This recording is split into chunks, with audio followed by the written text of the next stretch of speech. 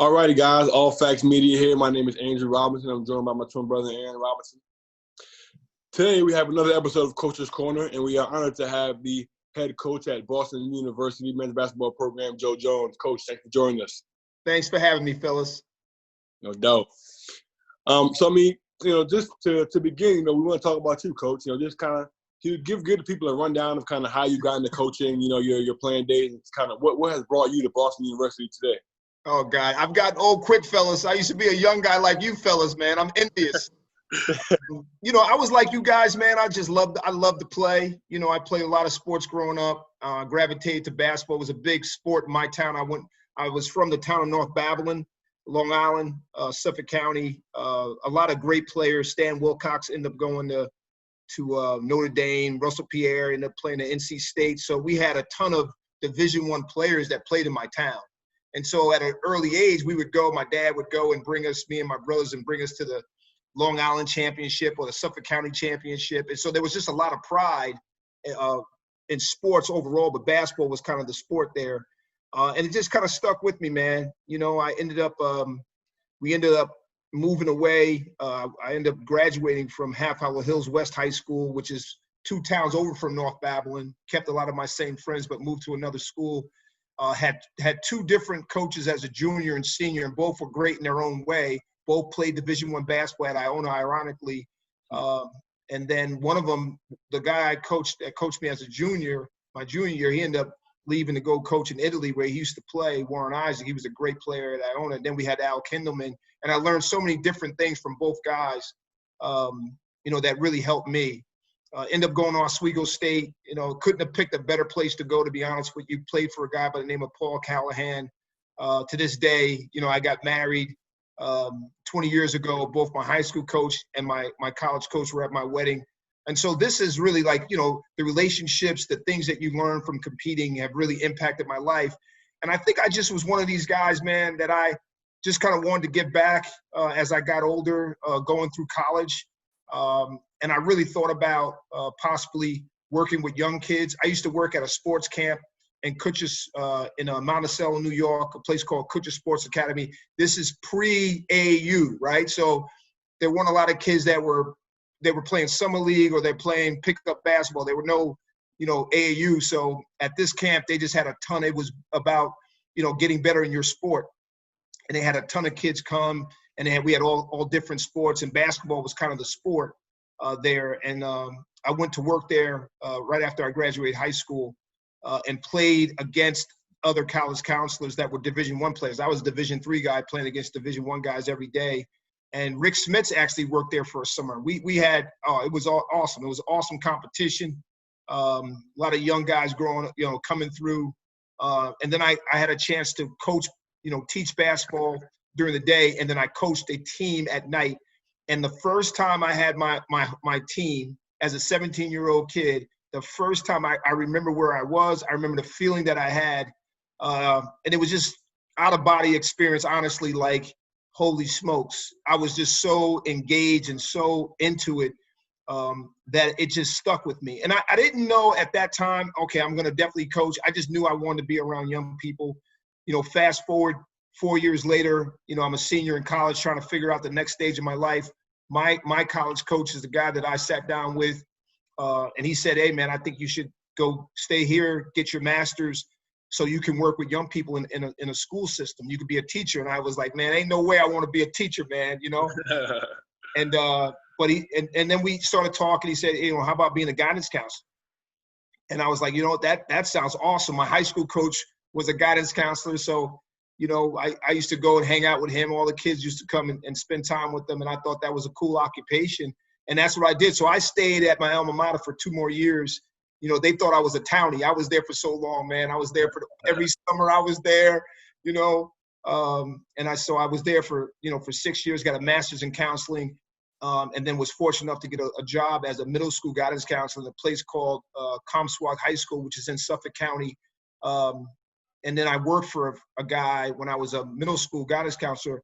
I was a middle school coach, and then I was a varsity assistant coach. And the guy that I coached with that was at the varsity coach, Frank Romeo, was like a Long Island legend. And it's so important for coaches to know, like, you need to get on with with guys that are successful. I don't care what level. Like if you want to get into this profession, try to get on with people that are successful. He was a very successful coach. I learned so much from that guy. And then, you know, fast forward like 2 years later, he leaves for a junior college job, and I get the varsity job. You know, and I had no reason getting that varsity job. I knew nothing, man. You know, and but I coached varsity basketball for 2 years before I met Jay Wright. And actually, Frank Romeo introduced me to Jay Wright in my first year at Comswag as a middle school coach. We used to take our team up to Villanova camp, and I met Jay Wright then, and him and I kept in touch. And lo and behold, he gets the job at Hofstra on Long Island, calls me, and that's how it all worked out. So, you know, I was one of the guys that was very fortunate to be around good people that really showed me the right way. I wouldn't be where I am today without my high school coach, my college coach, Frank Romeo. Jay Wright had a huge hand in it. We talked about Tom Bakura, who I learned a ton from at Hofstra. So many people helped me along the way, man. And, you know, I was fortunate once I got in, you know, I had a great work ethic, learned from my dad about hard work. Jay Wright was a phenomenal worker. The guy could just work, man.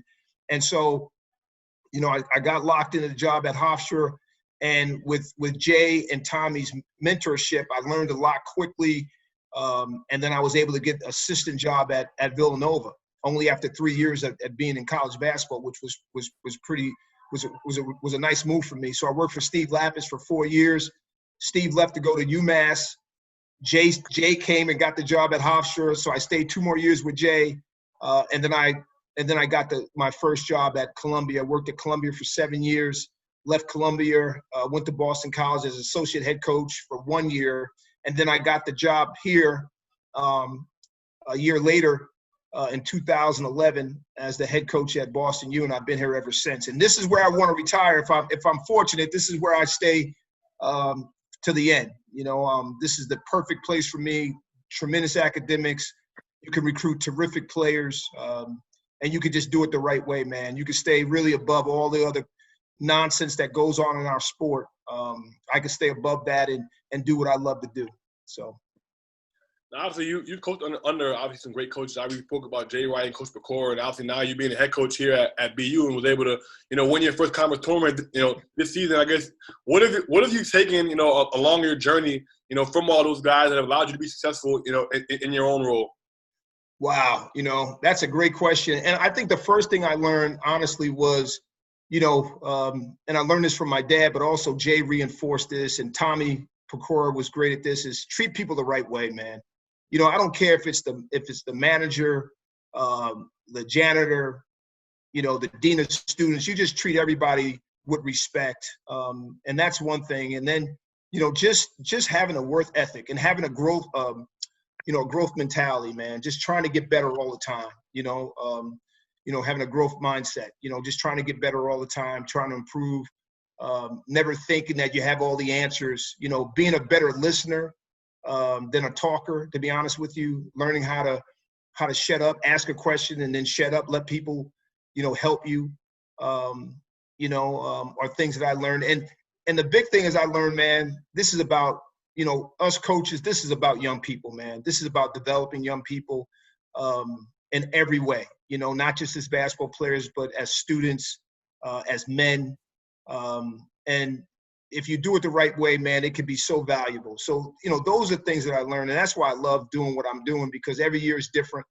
And every year you get a chance to impact young people and help develop them. And that's what I love doing. Yes, sir. So, I mean, change the gears a little bit. I mean, we just mentioned, you know, that you guys were able to win the Patriot League this year at BU. So, first of all, congrats on that, Coach. We know, that was first conference tournament championship as a head coach. So, I mean, on the flip side, though, obviously, we weren't able to, you know, go to the NCAA tournament this year because of the coronavirus.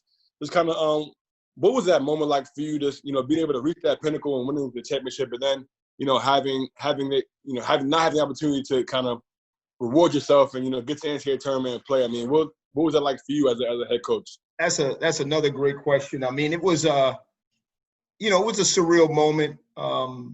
You know, and the best thing was kind of watching. I was able to kind of step back and and I took time to step back and watch my guys and really watch just the sheer joy in their faces, that was the best part of it, man. Just kind of watching my staff celebrate, hugging my athletic director who has stood by me for 9 years.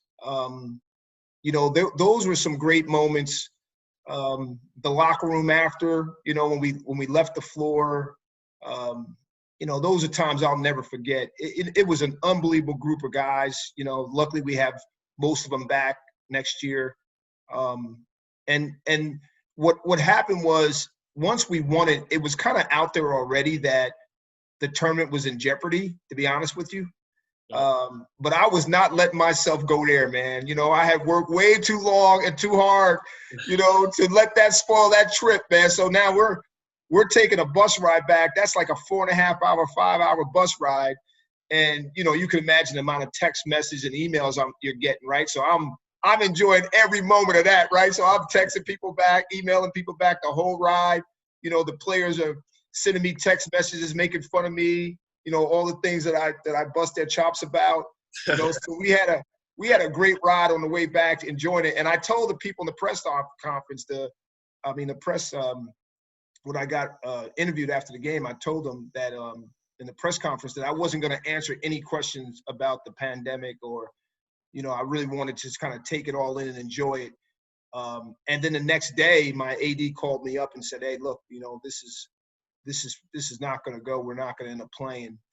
And so I had to go in and tell the team that. And honestly, they were great. Like I was expecting this to be like, oh God, this is going to be terrible. But they were awesome. Now I don't know if they were so awesome because they were tired, because it was it was like 2 o'clock and we had just gotten in the night before, or they were just so happy that we won. But I'm joking about that. But I think they understood really the impact of what was going on in the world, and that people were dying from this. And I just got a great group of guys, and I just think they really fully understood the magnitude of what was going on. They were disappointed, but they understood. And I think winning your league championship, as much as playing in the NCAA tournament, having a chance to play in that and experience that, I think winning the championship for them was even more important, because we had been so close for so long, and we finally got over the hump, and we did it together, and they knew it. They knew they got it done together. So, Now, you guys are obviously in an area up in Boston where, I know the president of Northeastern had came out and said that they plan on, opening in the fall with as much, close to normalcy as possible. Then you've had schools like Harvard who have taken more of a conservative, approach to it. What has been your athletic department's approach to reopening in the fall and playing athletically at BU? Yeah, so that's funny you asked that, because we just got off a call with our administration about an hour ago. So we're planning on opening our normal day, the day after Labor Day, September 2nd, I think it is.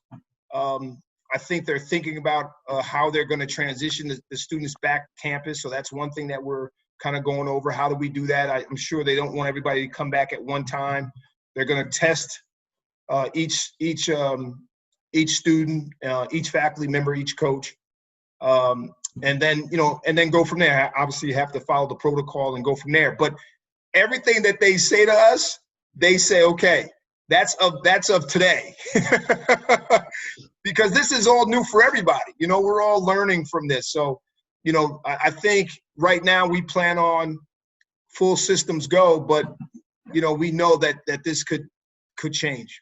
Yeah, right. I mean, also, obviously, we're all aware of what's been going on in our society, in terms of the protesting, and, a lot of our country really at a turning point right now. And, I've been on your social media. I've seen you, out there doing your part and, uplifting your players, that have been out protesting.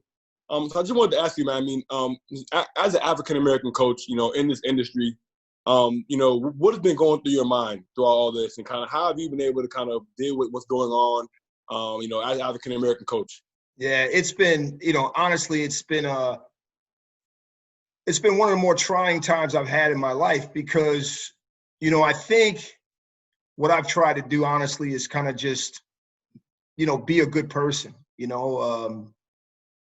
an advocate for people, help young people as much as I can.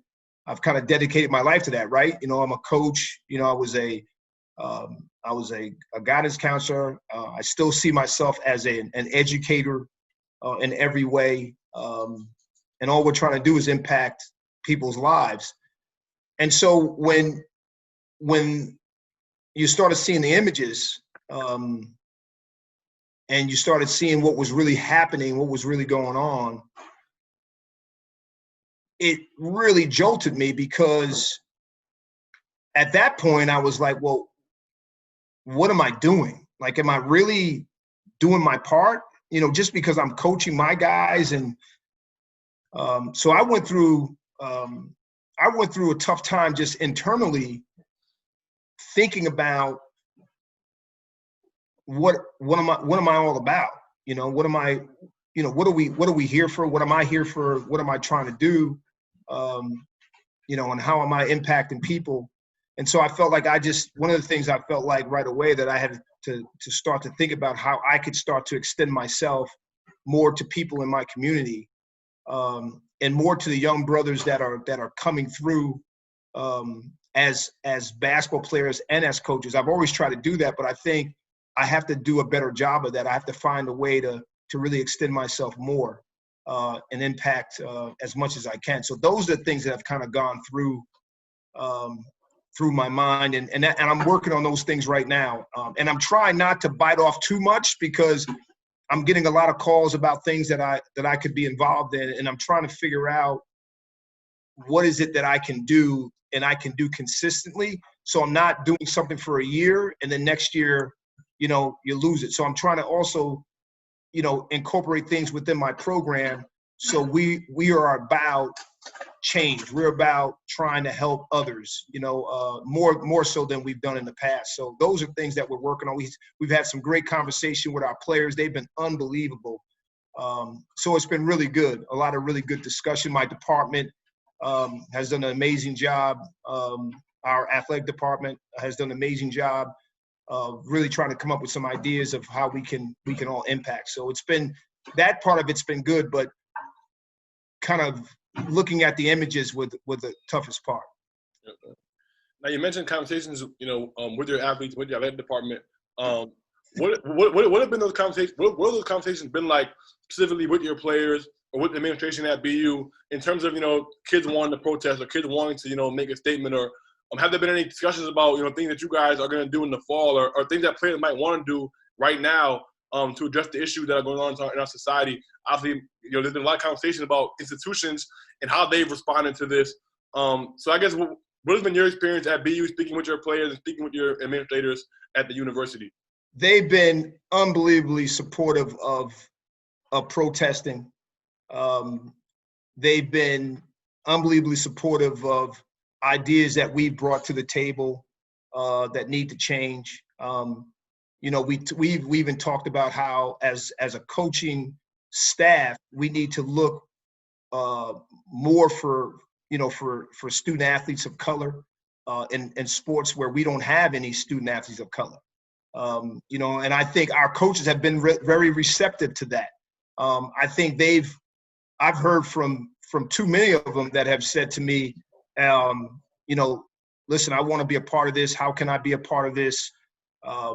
We actually have a committee now that we put together within the athletic department with a bunch of our coaches and student athletes that are going to tackle this issue of race and equality.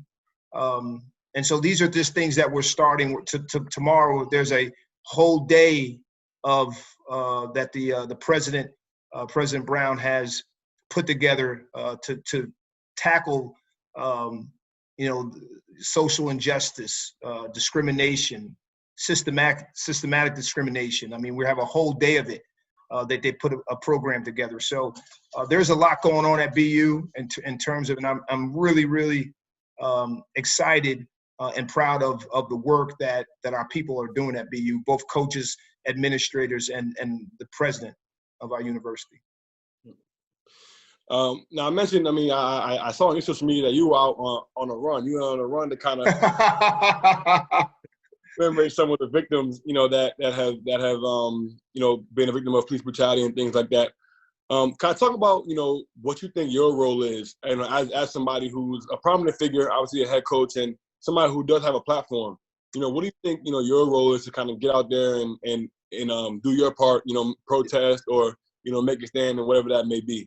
Yeah, so, I feel like right now the thing that I have to do, just because I feel like, you're the coach at BU, people are gonna listen to a certain extent.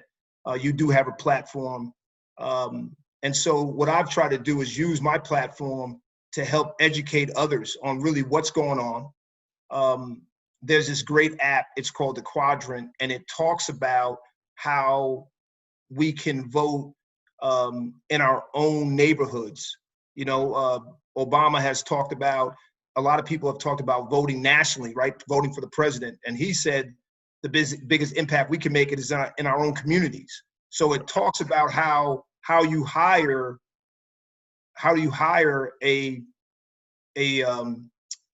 chief of police, how you're hiring people within your own community and what questions you should be asking them, in terms of their ability to answer questions regarding race. And it's just a great app that I want to continue to get out there that I've seen. I'm already in talks with a few organizations because our players came up with, hey, you know what? We want to mentor young people, and we want to mentor maybe young players. So we're starting a mentoring program that we're going to get out in the community and do some things with, and we put together some great ideas. I've been on the phone with a few people in Boston. So we're going to put a mentoring program together.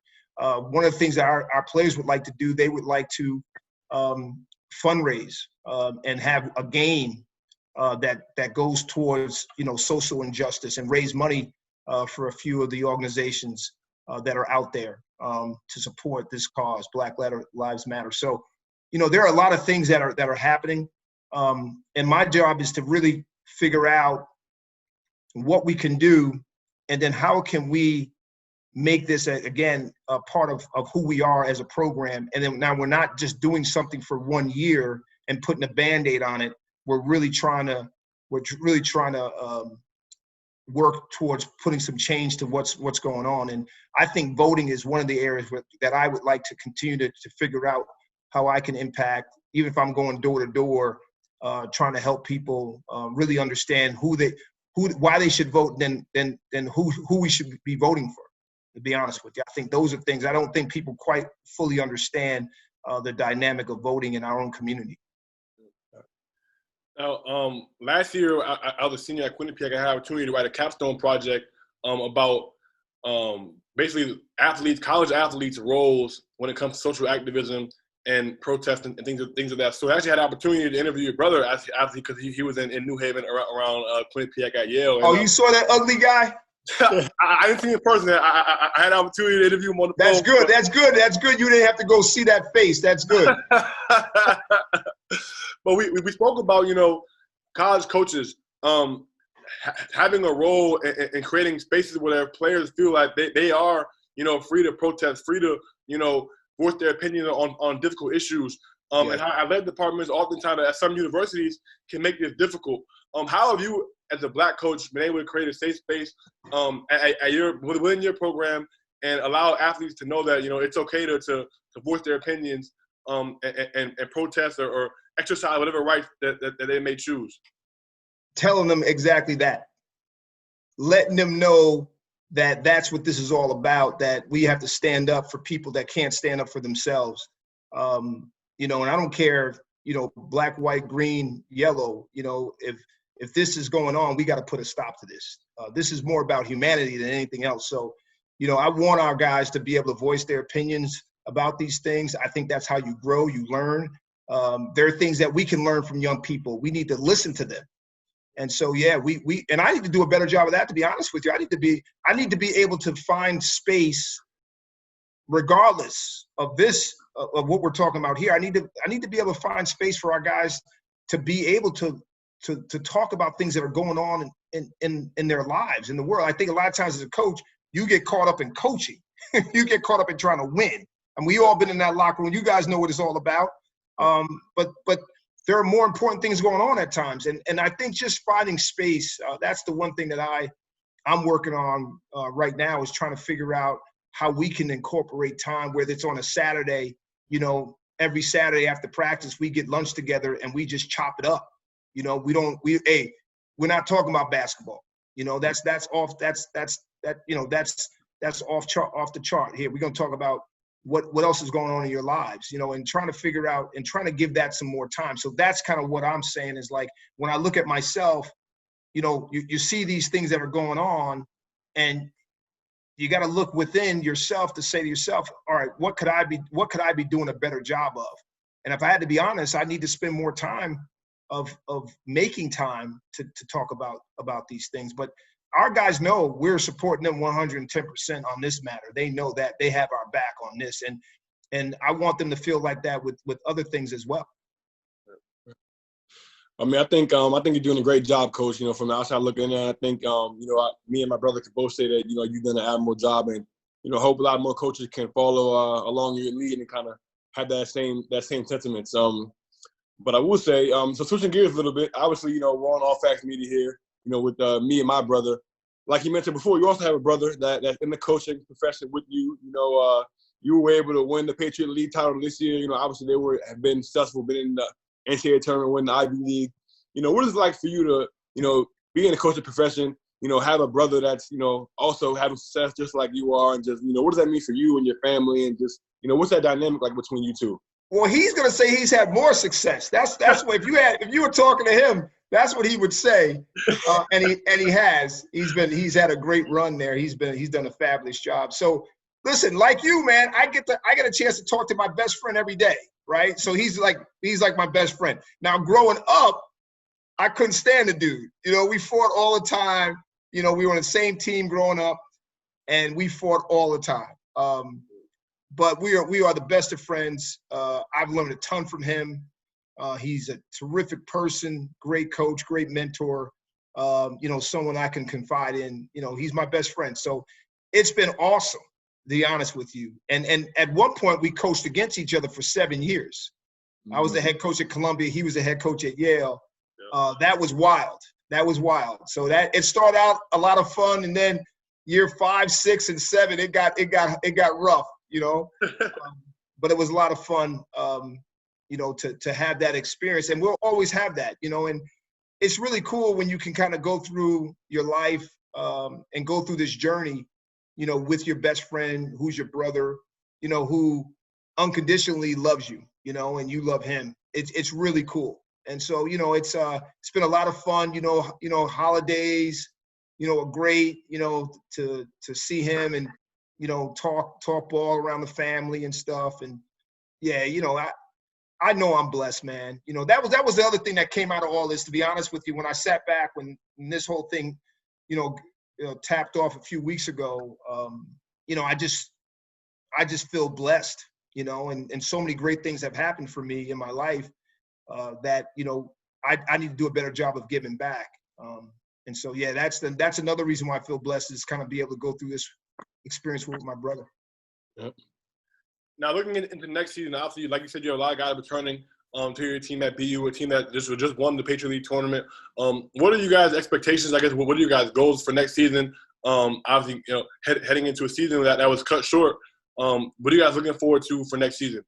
Yeah, so every year we say it every year. We're looking to win the league. I think that those will be the expectations for any coach that's here, right? So you have expectations of winning your league. You want to win the regular season championship. You want to win the Patriot League championship, and you want to have an opportunity to go to the NCAA tournament. So I'm sure I haven't even asked the players. So one of the things that I do now, I am much about what my players are feeling, what they think.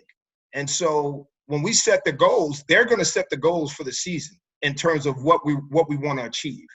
And I know for a fact it's going to be those two. I know them, you know. And so that's what we'll try to lock in.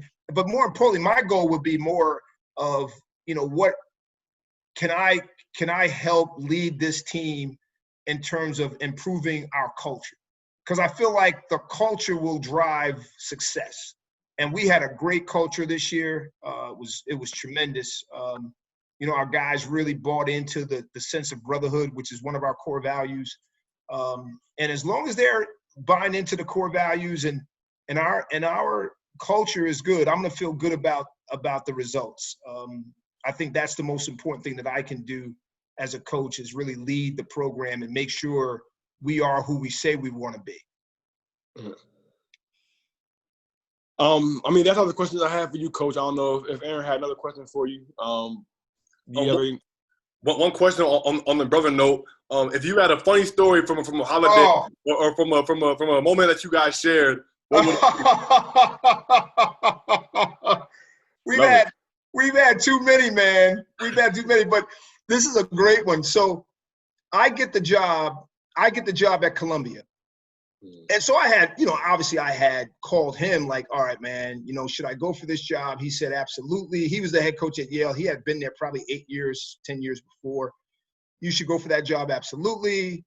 And then what he did was, like a big brother, he gave me his recruiting list so I could bring it to my interview and show the people, okay, I know who I'm recruiting. These are guys that, you know, I've done my homework. You know, he kind of gave me a cheat sheet. He gave me all his recruits. Yeah. So now, you know, we get the job and we're calling the kids on the list. Like, so, you know, and he didn't care. You know, he's like, whatever, you know, I'm gonna try to help you out. So now it's like, that happened in April. So now it's June. And there was a kid that was a highly touted kid out of New Jersey from St. Augustine Prep that their school was kind of affiliated with Villanova. So I knew the people really well at St. Augustine Prep, where this kid was going, Ben Nwuchu. So I end up getting Ben to visit us unofficially. And James had been trying for years, for months, to get that kid up to Yale to visit. Yep. So he calls me. He finds out we had the kid on a visit. The kid comes on a Saturday. On Monday, James calls me and says, hey, I hear Ben was on your campus. How'd you get him up there? I said, hey, I got to go. And I just hung the phone up.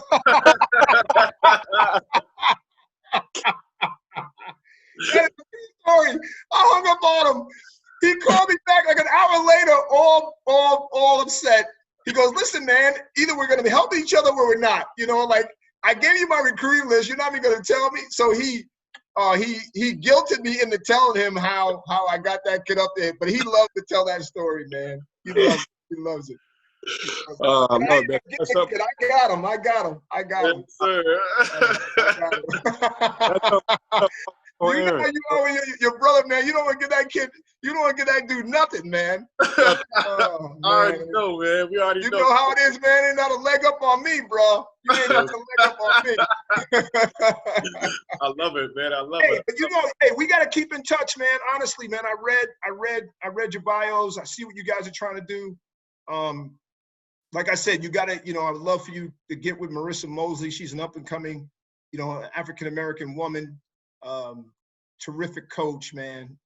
Is doing great things at BU. I would love for her to be on the show. And she's from Connecticut, so you guys will like that too. Cool. We'll definitely reach out to her, man. Thanks a lot again, you know, for coming on today. We thank you for taking time out of your day to sit down and talk with us, man. And obviously, best of luck to you guys at BU, and we'll definitely be in touch. Yeah, no doubt. Good luck to you guys. Thanks a lot, Coach. Be good, fellas. Yes, sir.